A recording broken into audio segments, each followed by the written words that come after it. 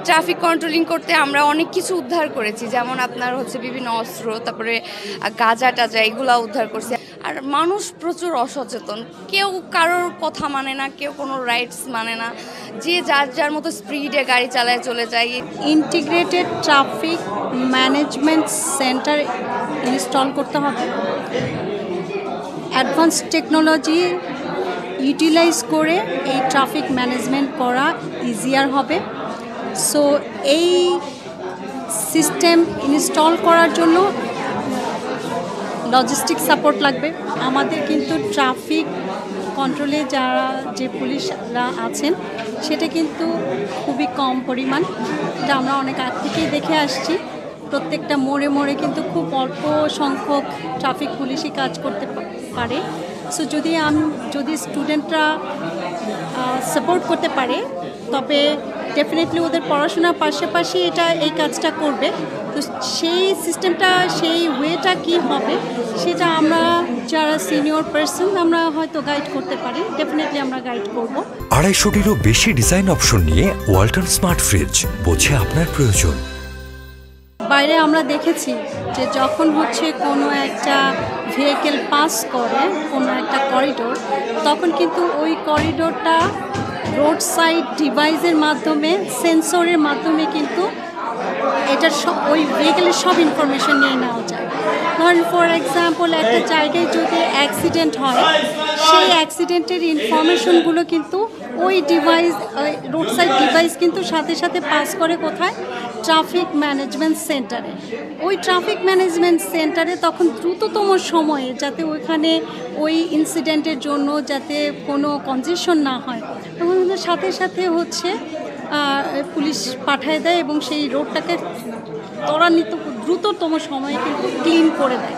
তাহলে সেইটাও কিন্তু একটা সেফটি। ট্রাফিক কন্ট্রোলিং করতে গিয়ে দেখছি যে ম্যাক্সিমামই লাইসেন্স থাকে না, হেলমেট থাকে না। তারপরে বিভিন্ন গাড়ি দেখা যায় যে গাড়ির ড্রাইভারের লাইসেন্স আছে, বাট গাড়ির যে একটা লাইসেন্স এটা নাই। আবার ওনারা অত্র বিভিন্ন মেডিসিন পরিবহন করতেছে, বাট এটারও তো একটা লাইসেন্স থাকা দরকার নাই, এক্সপায়ার। এই যে ট্রাফিক কন্ট্রোলিং করতে আমরা অনেক কিছু উদ্ধার করেছি, যেমন আপনার বিভিন্ন অস্ত্র, তারপরে গাঁজা টাজা এগুলা উদ্ধার করছি। এমনকি টিএসসিতেও আমরা অনেকগুলা উদ্ধার করে আমরা ওগুলাকে ধরিয়েও দিয়েছি, এমনকি আমরা ওগুলা সেনাবাহিনীর কাছেও দিয়ে দিয়েছি। তো এগুলাতে না একটা মনিটরিংয়ের প্রয়োজন।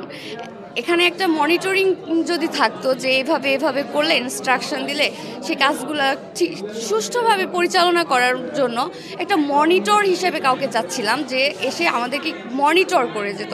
এই যে পুলিশরা আছেন, এনারা এসে কাজ করতেছে, নামতিছে, বাট এদের কথা কেউ মানে না। হেলমেট ছাড়া বের হয়ে চলে যাচ্ছে, জেব্রা ক্রসিং ব্যবহার করে না। আর মানুষ প্রচুর অসচেতন, কেউ কারোর কথা মানে না, কেউ কোনো রাইটস মানে না, যে যার যার মতো স্পিডে গাড়ি চালায় চলে যায়। অনেক সময় যখন কোনো গাড়ি অবৈধ কোনো নিয়ম ভাঙছেন বা উল্টো দিকে আসতেছেন, তখন তাকে গিয়ে যখন আটকানো হচ্ছে, তিনি তখন অনেক ধরনের পরিচয় দেওয়ার চেষ্টা করছেন, যে উচ্চপদস্থ কর্মকর্তা বা ইত্যাদি ইত্যাদি। তো আমরা এখানে ট্রাফিক ভাইদেরকে দেখেছি যে তাদের বেতন তো খুবই স্বল্প। তো তাদেরকে যখন এই হুমকি ধামকিটা দেওয়া হচ্ছে, অনেক ক্ষেত্রে তারা নিজেদেরকে সেভ করার জন্য এই গাড়িগুলোকে ছেড়ে দিচ্ছেন। তো আমরা যেটা চাই, একজন যদি সচিবও হয়, যদি একজন মন্ত্রীও হয়, তাকে দেশের আইন মেনে চলতে হবে। আমাদের বৈষম্যহীন বাংলাদেশে কোনো বৈষম্য থাকা যাবে না।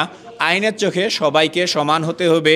এবং একজন ট্রাফিক কর্মকর্তা যদি কোনো সচিবের গাড়ি আটকায় এবং মামলা দেয়, সেই ট্রাফিক কর্মকর্তার নিরাপত্তা যেন মন্ত্রণালয় থেকে, এমনকি রাষ্ট্রের প্রধান থেকে যেন তাকে এই নিরাপত্তাটা দেওয়া হয়, যে তার চাকরি থাকবে, তার চাকরির কোনো সমস্যা হবে না, তাকে কোথাও ট্রান্সফার করা হবে না। ফিটনেসবিহীন গাড়ির অভাব নেই, ভক ভক করে কালো ধোঁয়া বেরোচ্ছে, গাড়ির গ্লাস ঠিক নেই, গাড়ির ওয়াইন্ডশিল্ড ঠিক নেই, বা এরকম আরও অনেক কিছু ঠিক নেই। এই ফিটনেসবিহীন গাড়ি আমাদের ঢাকার রাস্তায় আসবে কেন? যেখানে আমাদের ঢাকার রাস্তার গড় স্পিড এখন 4 বা 5 কিলোমিটারে নামিয়ে দিয়েছে। তো আমরা কেন এই ফিটনেসবিহীন গাড়িগুলোকে তুলে নিচ্ছি না? কেন এগুলো রাস্তায় চলতে পারতেছে? গাড়ির ক্ষেত্রে তো ফিটনেসের সার্টিফিকেট থাকা বাধ্যতামূলক। আমরা চাই যে কোনো মোড়ে, যে কোনো স্পটে যারা দায়িত্বশীল আছেন তারা এই ফিটনেসগুলো চেক করবেন। এই ফিটনেসের সার্টিফিকেট যারা দেয়, যেই স্থান থেকে দেয়, সেই প্রতিষ্ঠানগুলোকে ঘুষ এবং দুর্নীতিমুক্ত হতে হবে, যেন তারা অ্যাকচুয়ালি চেক করে প্রপার মানে প্রপার প্রসিডিউর মেনটেন করে তারা যেন সার্টিফিকেট দেয়, কেবলমাত্র কয়েকটা টাকা নিয়ে যেন এই ফিটনেসবিহীন গাড়িগুলো সার্টিফিকেট তারা না